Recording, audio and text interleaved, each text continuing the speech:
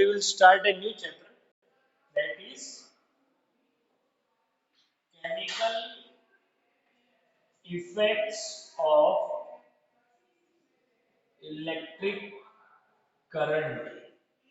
आज अपने ये चैप्टर चालू करेंगे। देखो 6th 7th के अंदर हमने क्या पढ़ा था, जो करंट होता है, करंट कई सारे इफेक्ट दिखाता है। एक्चुअली हम करंट को देख तो नहीं सकते, लेकिन हम करंट के थ्रू किए हुए उसके इफेक्ट देख सकते हैं। जैसे कि देखो तुम लोग करंट नहीं देख सकते, लेकिन करंट से तुम लोग पंखा चलवाते हो, यस और नो? ये एक अपना इफेक्ट दिखाता है करंट। तुम अपने पिछले साल 7th में पढ़ा था, वो बेल बजती है, बेल, वो भी करंट की वजह से बजती है। तो देखो एक्चुअली होता है क्या है, करंट 3 इफेक्ट दिखाता है। एक इफेक्ट तो है heating effect, one effect is heating effect. घर में पानी वाली रॉड गर्म करते हो तो हम करंट देख तो नहीं सकते, लेकिन उसका इफेक्ट देख सकते हैं। कौन सा? Heating effect. दूसरा इफेक्ट है मैग्नेटिक इफेक्ट। मैग्नेटिक इफेक्ट में हमने पिछले साल पढ़ा था इलेक्ट्रोमैग्नेट। इलेक्ट्रोमैग्नेट हमने पढ़ी थी पिछले साल। आज इस चैप्टर के अंदर हम देखेंगे that is chemical effect of electric current. समझ में आ रहा है, यस और नो? करंट अपने कई सारे इफेक्ट दिखाता है, that is heating, magnetic and chemical effects.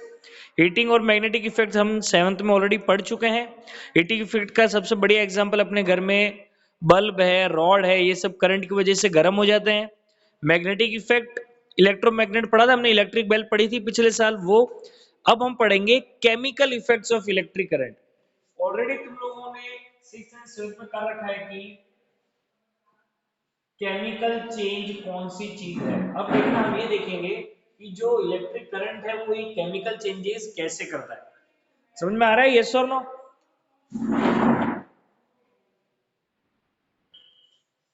अब इधर ध्यान दो,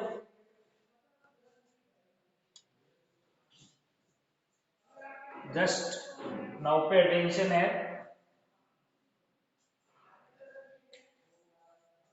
करंट या फिर चाहो तो कह लो electricity.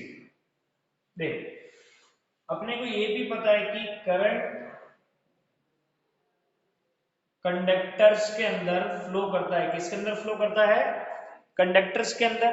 What are conductors? Conductors are the substance और material which allow the passage of current very easily। दूसरा है इंसुलेटर्स। इंसुलेटर्स को अब से हम वर्ड यूज करेंगे पुअर कंडक्टर्स। कौन सा वर्ड यूज करेंगे? Poor conductors. मतलब ये बहुत मुश्किल से करंट को पास होने देते हैं, ठीक है। कंडक्टर्स के एग्जांपल क्या क्या है? कंडक्टर के एग्जांपल है कॉपर, आयरन, ठीक है। इंसुलेटर का एग्जांपल है वुड। अब देखो एक बात ध्यान देना, वेरी इंपॉर्टेंट, कि अब हम ये देखेंगे कि हमने करंट देखा। करंट कौन कौन से मटेरियल में ट्रेवल करता है बड़ी easily? That is conductors, that is copper, iron, और भी बहुत सारे कंडक्टर्स है। दूसरा जो मटेरियल है दैट इज इंसुलेटर्स, और you can say poor conductors, जैसे कि वुड, पेपर, प्लास्टिक। अब मेरे को एक बात बताओ, अभी तक हमने कंडक्टर्स के अंदर एक ही केस पढ़ा है, दैट इज ऑफ सॉलिड, ठीक है। कॉपर क्या है? सॉलिड। आयरन क्या है? सॉलिड। अब इस चैप्टर में हमें बहुत इंपॉर्टेंट चीज पढ़नी है, दैट कंडक्टर जो होते हैं क्या वो लिक्विड्स कंडक्टर हो सकते हैं?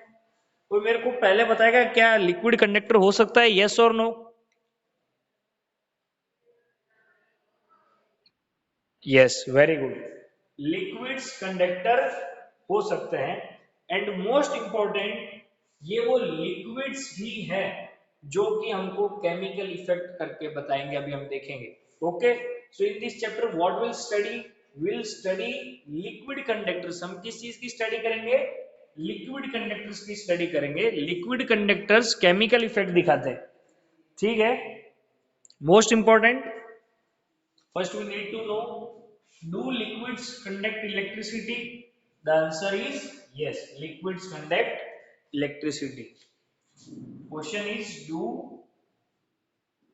liquids conduct electricity, very important, क्या लिक्विड्स इलेक्ट्रिसिटी कंडक्ट कर सकते हैं?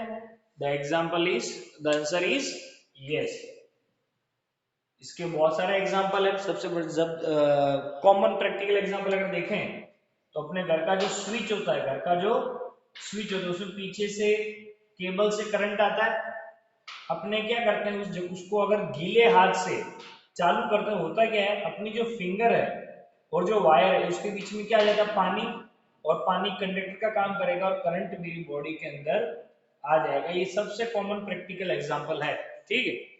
So the answer is yes, liquids conduct electricity. अब मेन चीज क्या है, हमने ये तो पढ़ा है कि यस सॉलिड्स भी इलेक्ट्रिसिटी कंडक्ट करते हैं। आज हमको ये भी पता चल गया कि लिक्विड्स भी इलेक्ट्रिसिटी कंडक्ट करते हैं। लेकिन एक बात याद रखना, जब करंट सॉलिड के अंदर पास होता है तो वो अलग असर दिखाएगा, और जब करंट लिक्विड्स के अंदर पास होता है तो वो अलग इफेक्ट दिखाएगा। समझ में आ रहा है यस और नो मैं क्या कहना चाहता हूं? अरे मेरी आवाज आ रही है क्लियरली? वो जो टेबल है ना वो लेके बाहर आ जाए, क्लास है तो मेरी आवाज आ रही है?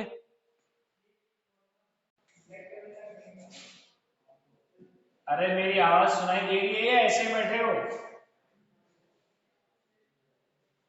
अब देखो, सबसे पहली चीज,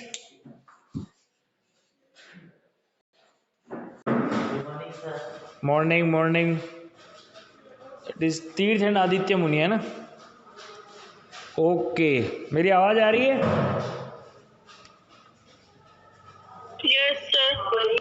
ओके, देखो, solids and liquids, very important.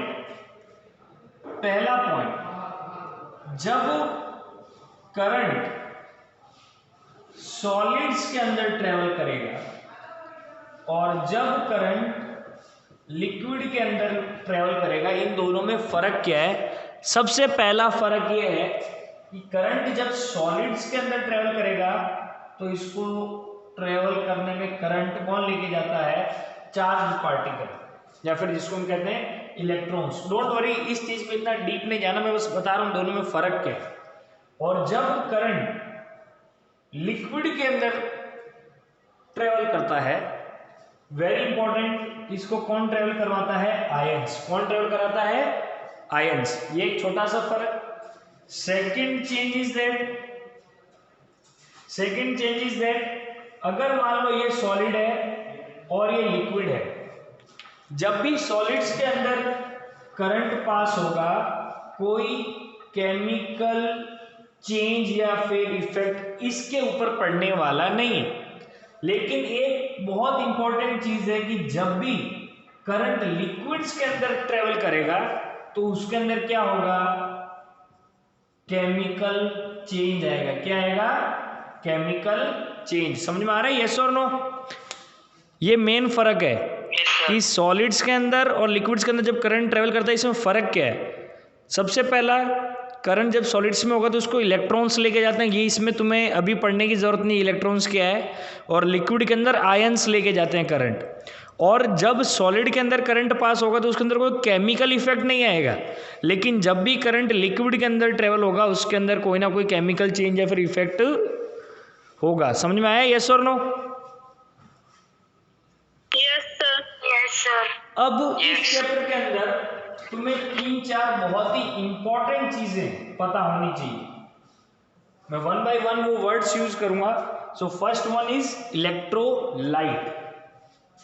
याद हो, इधर ध्यान दो, इलेक्ट्रोलाइट। इलेक्ट्रोलाइट किसे कहते हैं? एनी सॉल्यूशन और any liquid passing current through it is called an electrolyte. What is an electrolyte? Very important. Any liquid passing current through it. कोई भी लिक्विड अगर उसमें से करंट पास करता है या फिर करंट को कंडक्ट करता है उसको इलेक्ट्रोलाइट कहते हैं। फॉर एग्जाम्पल तुम्हारे घर में पानी आता है, यस और नो? अगर उस पानी के अंदर करंट गया और यहाँ तुम वायर रखोगे तो ये क्या होगा, करंट यहाँ से यहाँ ट्रेवल करेगा। तो ये जो तुम्हारे घर का पानी है, टैप वाटर, कौन सा वाटर? टैप वाटर, जो तुम्हारे नलके से आता है, ठीक है, वो क्या है, क्या चीज है? That is electrolyte. अगर इधर ध्यान दो, तुम्हारे घर में एसिड है? अरे तुम्हारे घर में एसिड है कि नहीं? सबके घर में होता है एसिड, ठीक है।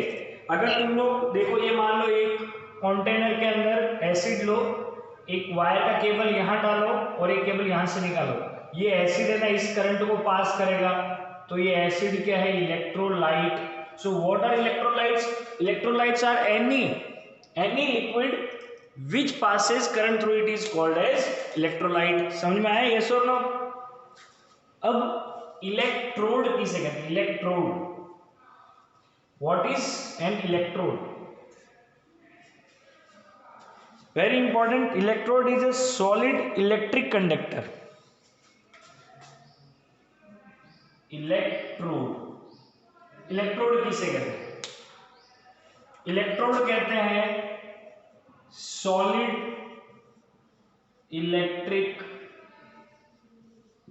कंडक्टर। इलेक्ट्रोलाइट कौन था? Liquid electric conductor.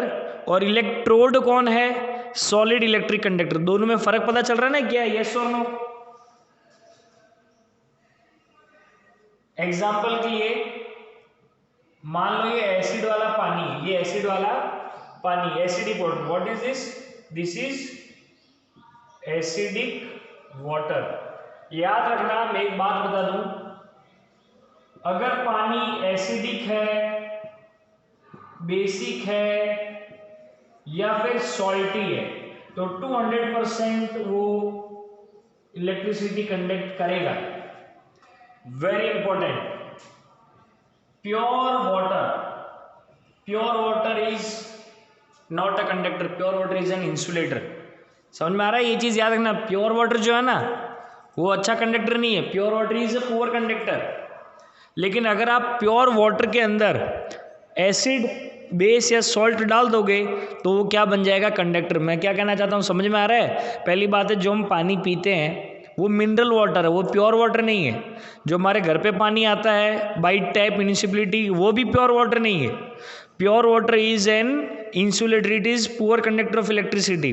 लेकिन आप प्योर वाटर के अंदर एसिड, बेस या सॉल्ट डाल दोगे, वो वाटर इलेक्ट्रिसिटी कंडक्ट करने लगेगा। अब मेरे को एक बात बताओ, एसिडिक वाटर है तो ये क्या है? इलेक्ट्रोलाइट है। अगर मान लो मैं इसमें करंट पास करवाता हूं और यहां पे देखो करंट पास करवाया, ये जो लिक्विड पार्ट है ये इलेक्ट्रोलाइट है और ये जो सॉलिड पार्ट देख रहे हो तुम, ये है इलेक्ट्रोड। ये क्या है? इलेक्ट्रोड। समझ में आ रहा है? यस और नो? मान लो कि मैंने वायर से यहाँ पे कुछ लोहे की कील बांध दी, if there is iron nail, यहाँ पे मान लो कि मैंने स्टील की चमची बांध दी, कुछ भी बांध दिया, so that will act as electrode. समझ में आया? इलेक्ट्रोड किसे कहते हैं? Yes sir. अब है electrolytic cell. Now it is electrolytic cell. Electrolytic cell. अगर मैं एक ऐसा अरेंजमेंट कर दूं, what is electrolytic cell? Electrolytic cell is just an arrangement. अगर मैं electrolyte, that is liquid, electrodes, ठीक है, ये सब सेट कर दूं और इसको एक फिक्स डब्बे के अंदर सेट कर दूं तो it is electrolytic cell. Pencil cell देखा है घर में? यस और नो? पेंसिल सेल देखा घर में? ऐसा सेल हमने 6 में पढ़ा था, ये है पॉजिटिव टर्मिनल, ये है नेगेटिव टर्मिनल। तो याद रखना, इस सेल के अंदर क्या होता है? इस सेल के अंदर होता है केमिकल, दैट इज लिक्विड। वो केमिकल क्या है? इलेक्ट्रोलाइट है। उसके अंदर देखा है कार्बन जैसा होता है, कार्बन का पतला सा सॉलिड डंडा, ठीक है, दैट इज इलेक्ट्रोड, और ये पूरा पूरा जो सिस्टम रेडी हुआ दैट इज इलेक्ट्रोलाइटिक सेल। समझ में आ गया, यस और नो?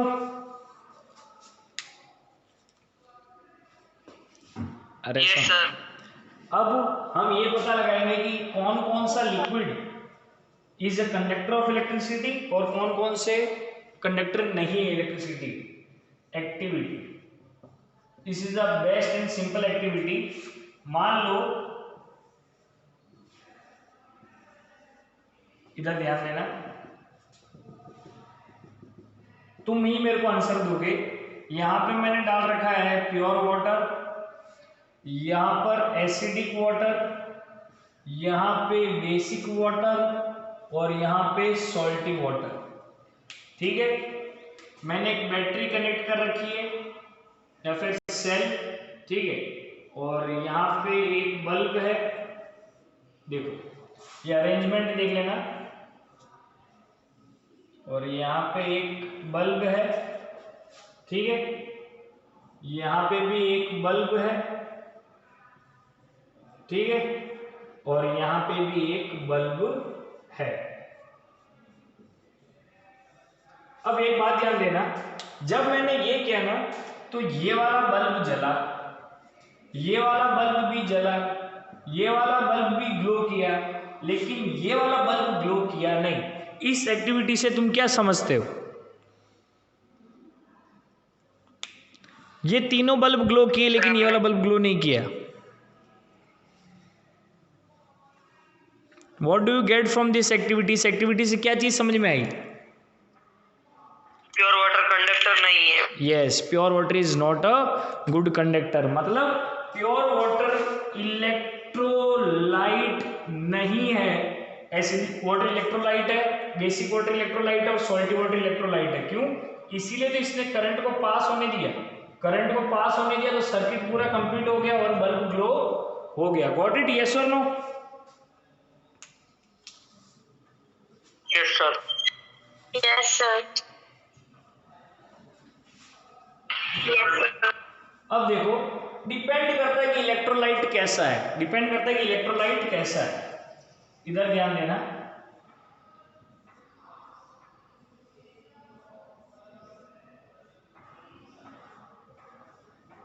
ये है प्योर वाटर, ये क्या है? Pure water. मेरे को बताओ ये बल्ब ग्लो करेगा?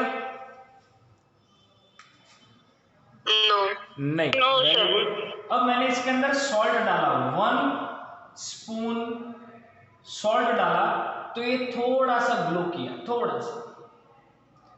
2 टेबल स्पून डाला, फिर 4-5 चम्मच स्पून डाले तो एकदम अच्छे से ग्लो कर गया।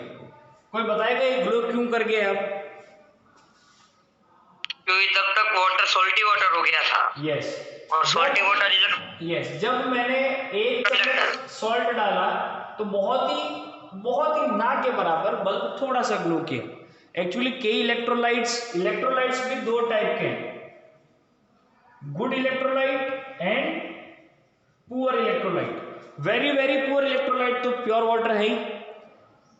अब उसको कई बार क्या होता है कि इलेक्ट्रिसिटी जो है थोड़ी बहुत पास होती है तो आप क्या करो, एक एलईडी बल्ब डालो। क्या डालो? LED bulb. नाम सुना है एलईडी? एलईडी का फुल फॉर्म है light emitting diode. Light emitting diode. तुम्हारे घर में एलईडी बल्ब है, यस और नो? ये बल्ब कैसा होता है कि थोड़ी भी इलेक्ट्रिसिटी होगी ना तो भी बहुत अच्छे से ग्लो करेगा। ठीक है, अब very important, chemical effects of electric current. अब देखो हम केमिकल इफेक्ट देखेंगे, क्या क्या केमिकल इफेक्ट है, क्या क्या चीजें होती है इसके अंदर। वेरी इंपॉर्टेंट,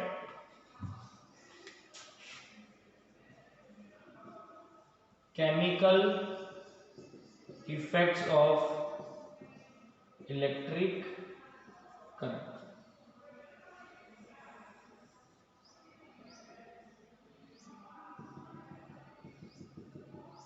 ये कैसा है? Salty water. मैंने प्योर वाटर इसलिए नहीं रखा था कि क्योंकि नहीं तो बिजली कंडक्ट ही नहीं करेगा। अब क्या हुआ, यहां पे मैंने ये रहे इलेक्ट्रोड्स,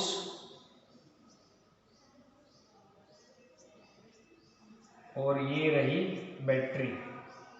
ये पूरा सिस्टम समझ में आ रहा है?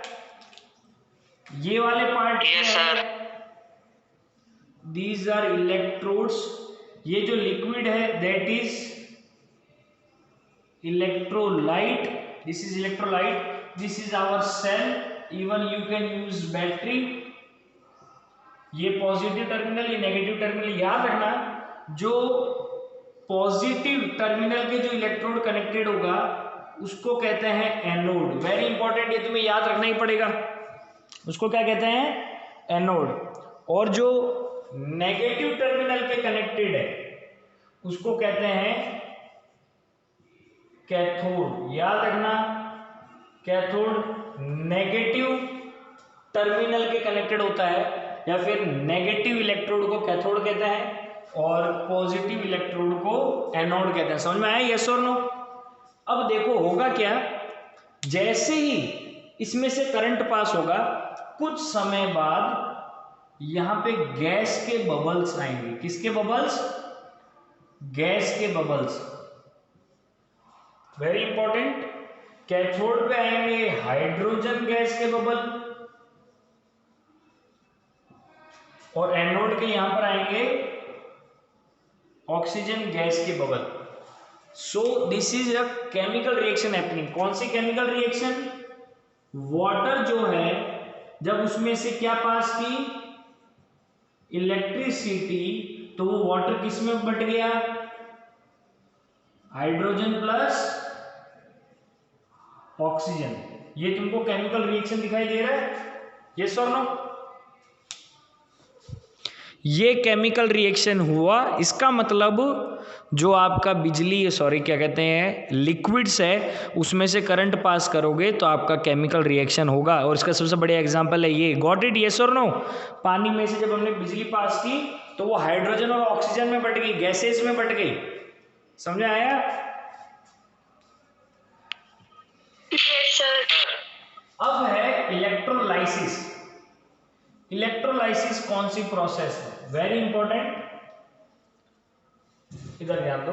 इलेक्ट्रोलाइसिस बहुत ही important process. What is electrolysis? याद रखो, अगर आप कभी भी कोई भी लिक्विड में से करंट पास करते हो तो ये जो पूरा केमिकल रिएक्शन होगा उसको कहेंगे इलेक्ट्रोलाइसिस।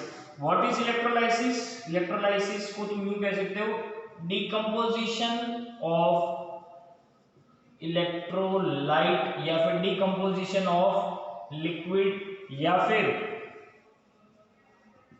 केमिकल रिएक्शन जो होता है उसको हम इलेक्ट्रोलाइसिस प्रोसेस कहते हैं। Very important. वाटर जो है उसकी क्या होगी? इलेक्ट्रोलाइसिस, तब हमें मिलेगा हाइड्रोजन प्लस ऑक्सीजन। इसने वाटर को तोड़ दिया और उसमें से दो चीजें बना दी। समझ में आया? What is electrolysis? Electrolysis is the chemical reaction happening और ब्रेकिंग ऑफ द लिक्विड या फिर ब्रेकिंग ऑफ द इलेक्ट्रोलाइट। समझ में आया? यस और नो? ये चीज बहुत जगह यूज होती है, याद रखना, ये इलेक्ट्रोलाइसिस प्रोसेस। अभी इलेक्ट्रोलाइसिस प्रोसेस हम कई सारी चीजें पढ़ने वाले हैं। मैं दो तीन चीजें अभी तुमको एग्जांपल दूंगा कि अगर इलेक्ट्रोलाइसिस हो रही है तो क्या क्या चीजें हो सकती है। याद रखना, अगर इलेक्ट्रोलाइसिस हो रही है तो मेरे को क्या क्या प्रोडक्ट्स मिलने वाले डिपेंड करता है इलेक्ट्रोलाइट पे। इधर ध्यान दो।